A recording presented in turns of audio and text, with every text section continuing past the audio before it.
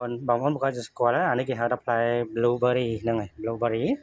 là dòng dân chọn đang là giờ mới về chơi nhầm blueberry đây ở đấy lãnh đại về em á giờ mới về chơi ăn á giờ mới về chơi nhầm blueberry ăn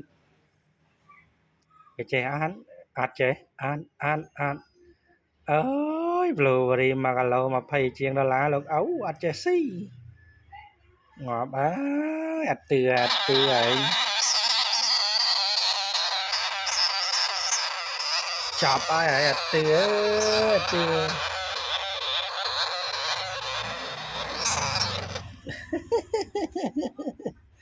mà cả lời chiên mà phải đờ lan á ăn từ